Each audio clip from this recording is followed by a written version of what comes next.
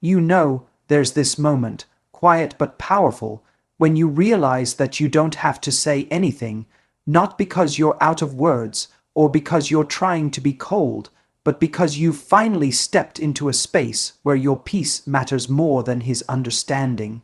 And that silence carries a weight, a mystery, a strength he never expected from you. It's the moment where everything shifts, not just for him, but for you. See, we're often told that closure comes from conversations, from getting the last word, from having our side heard, from explaining ourselves in hopes that someone might finally get it. But what if real closure doesn't come from being understood? What if it comes from choosing not to chase that understanding at all? Let him doubt, let him sit in the silence you left behind and start asking himself questions he never thought to ask when he had your presence, your attention, your love.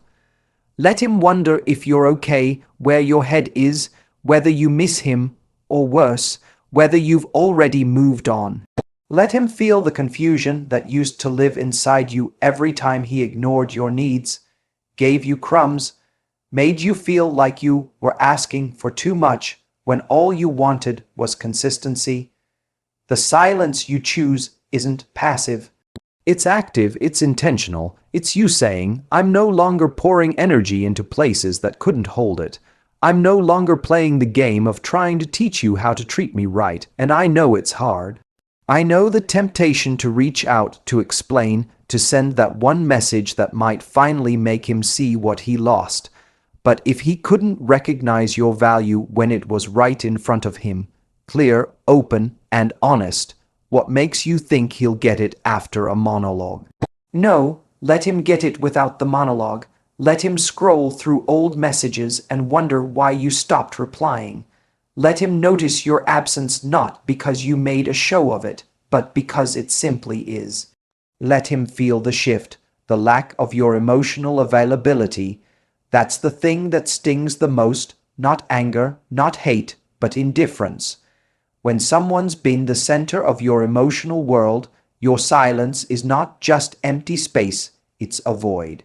And the longer he sits with that void, the more he begins to question, did she really stop caring? Is she done with me? Did I mess this up more than I realized? Those are the questions that breed doubt. And that doubt, my friends, is exactly what he never anticipated. He expected access. He expected you to always be there, waiting, hoping.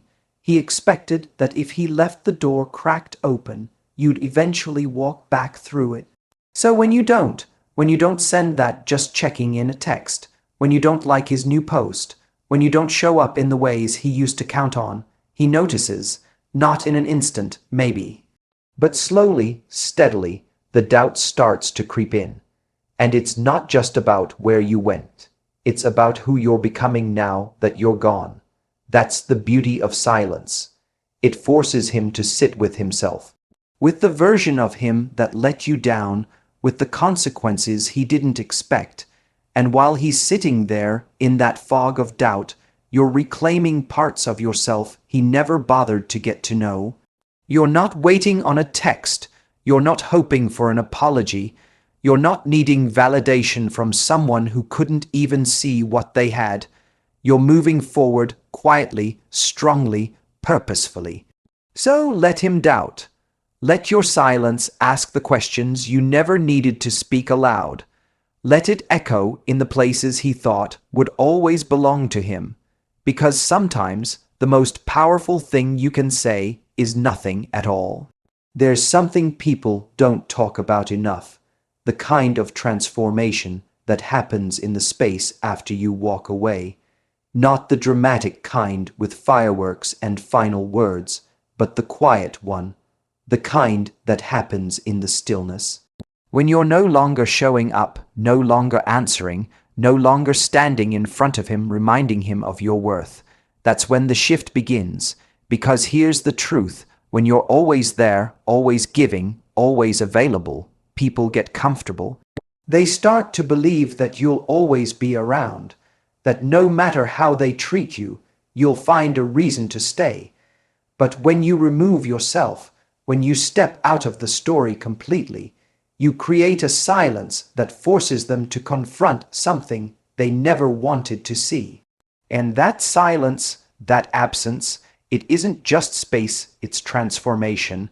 Let him wonder, let him lie awake and scroll through your old photos, stare at your name, think about reaching out and stop himself, because he doesn't know what to say anymore.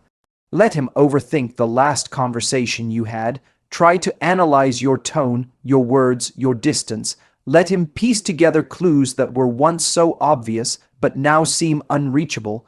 Let him ask questions he never bothered to ask when he had access to you. Was she happy? Did I take her for granted? Is she really gone this time? You see, your absence is not just an empty space in his world. It's an invitation for you to evolve in yours.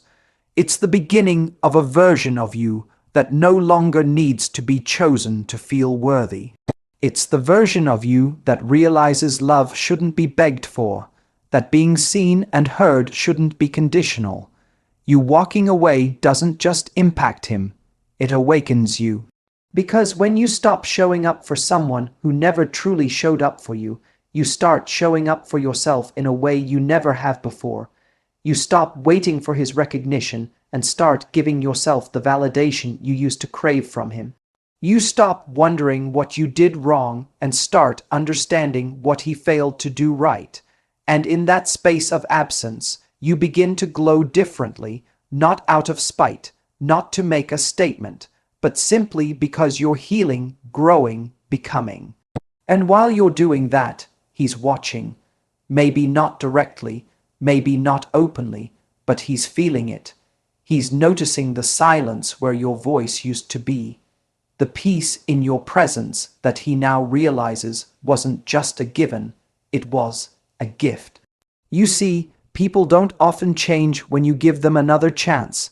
They change when you stop giving them the option. They change when they lose access. They change when you stop saving them from the discomfort of your absence.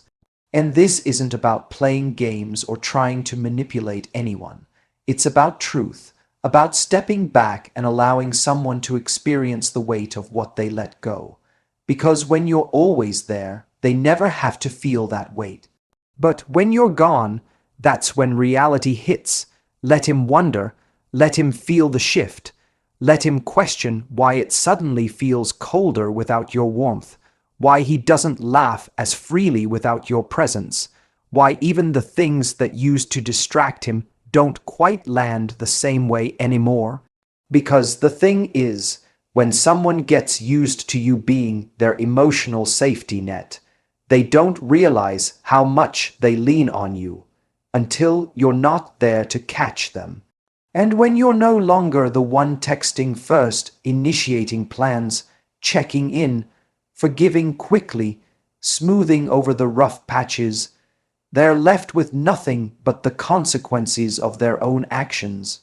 Or inaction, that's the moment when wondering begins, when it becomes clear that you weren't just another person passing through their life. You were the moment they'll replay, the decision they'll question, the chapter they wish they could rewrite, and all of it started because you chose to disappear from a place where you were once fully present. So let him wonder, because while he's searching for the pieces of you that he once ignored, you're building a life so full, so rich, so undeniably yours, that he wouldn't even recognize the version of you that walks away and never looks back. There's a moment usually after the heartbreak, after the silence, after the wondering, where you realize you don't need to chase justice. You don't need to force understanding or clarity or closure. You don't need to make sure he gets it. Because eventually, the truth always circles back, the consequences always find their way home, and the person who thought they could walk away without looking back, one day, they stop walking, and that's when it hits. Let him regret, not because you engineered it, not because you plotted it, but because regret is the natural outcome of someone who took something beautiful for granted. You were consistent. You were loyal. You loved fully. You showed up. even when it was hard, even when he didn't meet you halfway.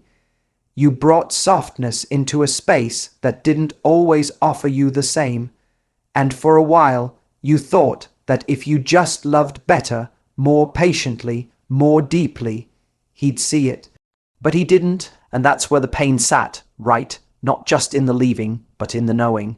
Knowing you gave your all to someone who didn't protect it. Knowing you stayed when he gave you every reason to go. Knowing you kept making room in your heart for someone who never made you feel like a priority. That kind of knowing burns. But here's the truth I need you to sit with. When you finally walk away, when you finally stop giving, stop explaining, stop hoping, that's when the regret begins. Not for you, but for him, because while you were battling disappointment, he was blind to what he had. While you were trying to fix it, he was assuming you never would leave.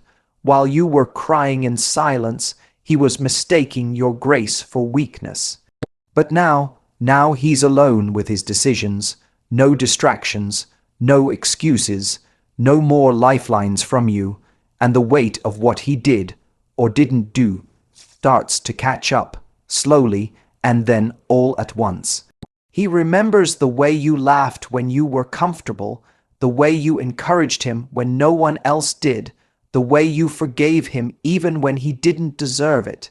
He starts to feel the absence of things he never noticed in the moment. He starts to see that what you gave wasn't standard, it was rare, and now it's gone. The most powerful part, you didn't have to do anything to make him feel that regret. You didn't have to beg or break down or post some cryptic message hoping he'd see it. You didn't have to pretend you were over it. You just lived, you healed, you moved on, and that's what creates the echo, because regret is loud in silence. It's loud when you see someone flourishing without you. It's loud when you realize the door you assumed would always be open is now locked, and not with anger, but with peace, with finality, and that peace, that's the part that haunts. See, he expected the version of you that would always come back. That would always believe in his potential more than his reality. That would always hold on, even when he let go. But people like you, people who love with intention, once they reach their limit, there's no dramatic exit. There's no scene. There's just distance. Quiet, unshakable distance. And that's where the regret sinks in. He'll try to distract himself. He'll tell himself it wasn't that deep. He'll keep himself busy with noise, with other people, with denial. But at some point, in a quiet moment when no one's watching, the truth will settle. He let go of something rare, and there's no getting it back. Not because you hate him, not because you want revenge, but because you've outgrown what once kept you small. You've chosen peace over chaos, self-respect over inconsistency. You didn't punish him. You simply stopped protecting him from the reality of his choices. Let him regret, because you deserved more, and now you're finally giving it to yourself. There comes a time when you stop fighting to be understood, and you start fighting for your peace. And in that shift, something changes. Radically, quietly, permanently. You begin to realize that protecting your energy isn't selfish. It's survival. It's wisdom, it's strength, and in the process, you stop prioritizing someone else's comfort over your own emotional well-being. For too long, you might have been trained, maybe not directly, but through patterns, to keep the peace by managing his emotions, to word things carefully so he didn't feel attacked, to stay calm even when you were hurting, to forgive quickly so he didn't have to feel guilt for too long. You probably found yourself biting your tongue when you should have spoken up, apologizing first, even when the wound wasn't yours to fix, minimizing your needs so he wouldn't feel burdened. But what about you? What about your peace, your dignity, your boundaries? There comes a point where you stop choosing his ego over your own healing. And that's the moment everything starts to change. Not just on the surface, but deep within you, because you start seeing the dynamic for what it truly was, unbalanced. you realize that love isn't supposed to drain you. That relationships aren't meant to feel like emotional negotiations. That real connection doesn't require constant compromise at your own expense. Protecting your energy means you don't explain yourself to someone who already made up their mind about who you are. It means you stop trying to prove your worth to someone who was never really looking. It means you don't shrink to make someone else feel more secure. And I know what you might be thinking. If I don't explain, he'll never know the damage he caused. If I don't clarify, he'll think I didn't care. If I don't defend myself, he'll write his own version of the story. Let him believe what he needs to believe to sleep at night. Because your truth doesn't need to be validated by someone who couldn't handle it when it was offered with vulnerability and love. You're not here to carry his guilt, or soothe his conscience, or hold space for his learning curve when he never held space for your heart. You are not responsible for making sure he understands the depth of your pain. You are not required to sit in a burning room just to prove you can handle the heat. Choosing yourself doesn't make you cold. It makes you whole. So many people confuse silence with bitterness, boundaries with revenge, and walking away with cruelty. But it's not cruel to stop allowing someone to siphon your energy. It's not cruel to refuse to keep investing in someone who only shows up when it's convenient. It's not cruel to say, I deserve more than this. That's not cruelty, that's clarity. And clarity is what protects your energy the most. Because when you see things clearly, you stop romanticizing potential. You stop holding onto maybes. You stop twisting yourself into shapes to be easier to love. You realize that you don't have to fight for a seat at a table you built. You don't have to keep proving that you were worth the effort. You always were, but he didn't see it. And maybe one day he will. But by then, you'll be too far gone to hear it, and that's okay. That's how it should be. Because this new version of you, the one who protects her energy, who honors her peace, who refuses to sacrifice herself for someone else's comfort, that version doesn't need his understanding. She doesn't need to be chosen. She already chose herself. Let him deal with his discomfort. Let him wrestle with the silence. Let him sit in the distance you created, not out of hate, but out of necessity, not to hurt him, but to finally stop hurting yourself. Because protecting your energy isn't about shutting the world out. It's about only letting in what reflects the love you're now willing to give to yourself. Let him sit with that. There's something powerful about who you become in the aftermath. Not just after the breakup, not just after the distance, but after you stop trying to fix what broke you, after you've cried all the tears, asked all the questions, begged the universe for answers you never got. That version of you, the one that rises from the mess, the one that picks up the pieces and starts building again. She's not the same woman he remembers. And that's exactly the point. He'll try to picture you the way you used to be, the way you looked at him, the way you used to show up, reaching, giving, hoping. He'll remember how available you were, how loyal, how deeply invested you were in his potential, in his growth, in the idea of you and him.